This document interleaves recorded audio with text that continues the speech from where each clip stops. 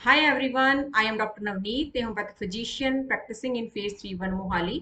आज मैं बात करूंगी फास्ट के ऊपर।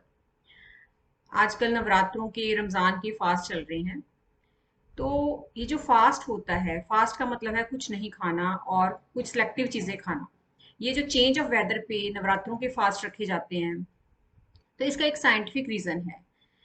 इसमें क्या होता है कि जो हम कुछ ऐसी फूड आइटम्स खाई जाती हैं और कुछ फूड आइटम्स को बंद किया जाता है कि ये इन दिनों में नहीं खानी है। क्योंकि जब वेदर चेंज होता है, अब सर्दी से गर्मी आ रही है और फिर दोबारा होते हैं जो गर्मी से सर्दी आती है, तो क्या होता है, इम्यून सिस्टम डाउन चला जाता है। तो इम्यून सिस्टम को स्ट्रॉन्ग करने के लिए, इम्यूनिटी को बिल्ड करने के लिए फास्ट रखे जाते हैं। इसमें कुछ ऐसी आइटम्स इंक्लूड की जाती हैं जो कि हमारे इम्यून सिस्टम को एक पुश देती हैं, जैसे कि सिंघाड़े का आटा, कुट्टू का आटा, या फ्रूट्स पे रहना, ज़्यादा फ्रूट्स लेना, वेजिटेबल्स, कुछ सिलेक्टिव वेजिटेबल्स खाना, अनाज को बंद करना। उससे क्या होता है कि हमारा जो गट है वो क्लीन होता है, इंटेस्टाइन की क्लेंजिंग होती है, जिससे क्या होता है कि जो हमारे बैड बैक्टीरिया होते हैं वो डेड हो जाते हैं और अच्छे बैक्टीरिया हमारे इंटेस्टाइन में ग्रो करते हैं, जिससे हमारी डाइजेशन अच्छी होती है, ब्लड प्योरीफाई होता है और हमारा इम्यून सिस्टम स्ट्रांग होता है। और फास्टिंग के दौरान ये एक रिलीजियस ट्रेंड है। तो इसमें क्या होता है कि रिलीजियस पॉइंट ऑफ व्यू से जैसे हम फास्ट रखते हैं तो हमारा जो माइंड है, जब हम रिलीजियसली कोई फास्ट रखते हैं तो उसमें कुछ रिस्ट्रिक्शंस भी होती हैं कि हमें इन दिनों में कुछ ऐसे अपना जो माइंड है वो भी भक्ति की तरफ लगाना है। क्योंकि जो हमारी हेल्थ प्रॉब्लम्स हैं, पहले हमारी जो शुरू होती हैं वो माइंड से शुरू होती हैं, उसके बाद ये बॉडी पे आती हैं। अगर हम मेंटली भी फास्ट रखें, जैसे हमने झूठ नहीं बोलना, किसी को धोखा नहीं देना, ऑनेस्ट रहना है, हमने किसी की बात नहीं करनी, या कुछ भी जो भी गलत हैबिट्स हमें जनरली होती हैं उनका भी साथ में फास्ट रखा जाए और एक फेथ बनाया जाए गॉड के ऊपर। क्योंकि आजकल जो है वो चीज़ खत्म होती जा रही है कि लोगों को अपने पर ज़्यादा कॉन्फिडेंस रहता है कि ये कर लूँ, वो कर लूँ, मैं ये अचीव कर सकता हूँ, बट गॉड के ऊपर फेथ जो है खत्म होता जा रहा है। तो क्या होगा कि आप मेंटली और फिजिकली अगर दोनों फास्ट रखते हो तो आपको डबल बेनिफिट, क्या 100% बेनिफिट मिलेगा और आपका जो इम्यून सिस्टम है परमानेंटली स्ट्रांग होएगा। तो फास्ट में क्या होता है कि एज ए डॉक्टर ये सब चीज़ें शायद आपने पहले भी सुनी हो कि हमारी इम्यूनिटी बढ़ती है। तो मैं कुछ प्रॉब्लम्स को डिस्कस करूंगी। जैसे जब फास्टिंग करते हैं तो उसमें क्या होता है कि कुछ प्रॉब्लम्स आ जाती है कि क्योंकि बॉडी यूज टू नहीं होती फास्ट को, या कुछ लोग फास्ट रख ही नहीं सकते। जैसे कि मैं फास्ट नहीं रख सकती हूँ, बहुत मेरे लिए एक बहुत टफ जॉब है फास्ट रखना। तो कुछ लोगों की, बट वो रिलीजियस पॉइंट ऑफ व्यू से फास्ट रखते हैं। तो क्या होता है कि उनको फिर कुछ कॉम्प्लिकेशंस, कुछ सिम्टम्स, कुछ उनको प्रॉब्लम्स आ जाती हैं। तो होम्योपैथी में अगर कोई प्रॉब्लम ऐसी आती है तो इसका ट्रीटमेंट लिया जा सकता है। जैसे कि फास्टिंग के दौरान जो सबसे ज़्यादा कॉमन प्रॉब्लम आती है हेडेक की। कुछ लोगों की बॉडी क्या होती है कि फास्ट, जैसे अगर पेट खाली है तो उस टाइम उनको गैसेस बनती हैं और उनको हेडेक शुरू हो जाता है। तो उसमें हमारी बहुत सारी अच्छी मेडिसिन होती हैं। If patient is having headache after fasting, nux vomica दी जाती है। नक्स वोमिका में पेट पेट में जो क्रैम्प्स भी पड़ते हैं और उनको हेडेक होता है। जैसे मॉर्निंग में उठे, कल फास्ट रखा, अगले दिन मॉर्निंग में उठे तो सुबह आंख खुलते ही उनको हेडेक हो रहा होता है।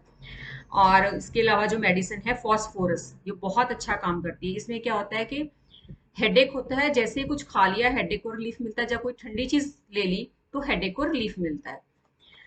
और जो सेकंड कंप्लेंट आती है नौजिया, कईयों को वॉमिटिंग भी हो जाती है, नौजिया और वॉमिटिंग आफ्टर फास्टिंग।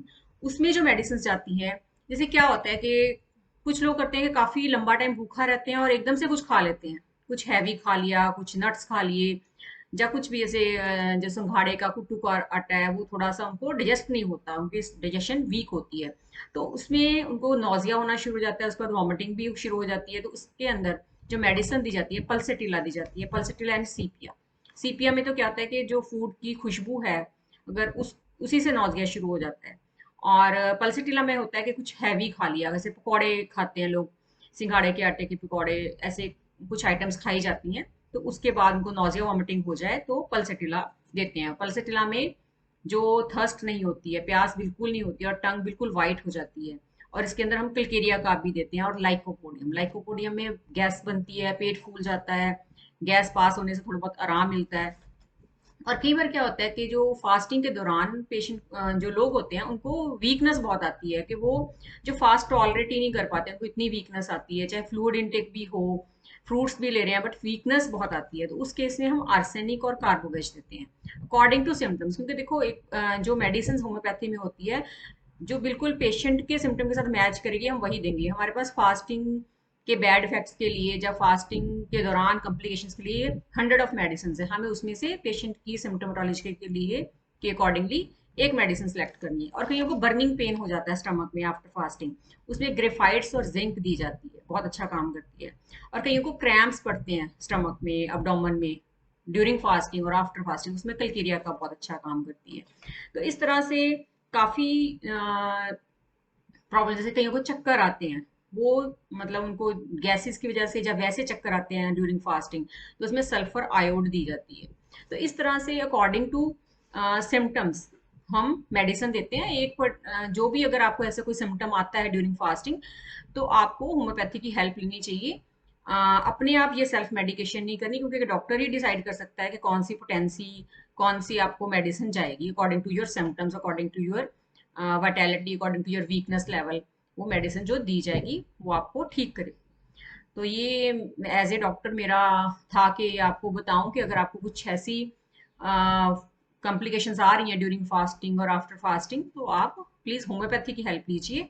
और आप मुझे भी कॉन्टैक्ट कर सकते हैं एट 9815913722। और बाकी आप हाइड्रेटेड रहिए, क्योंकि गर्मी है तो फ्लूइड इनटेक रखिए।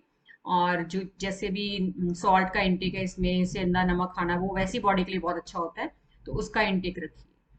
और इसमें आयोडीन कम होता है सेंधा नमक में, तो उसके लिए नट्स आप ज़्यादा खाइए। तो इस तरह से आप ड्यूरिंग फास्टिंग आप ऐसा फास्ट रखिए ताकि आपको हेल्थ बेनिफिट भी हो। रिलीजियसली तो आप रख रहे हो, बट उसमें आपकी हेल्थ भी अच्छी हो जाए, तो आपको इसका ज़्यादा फायदा होगा। Thank you so much for watching me. Thank you.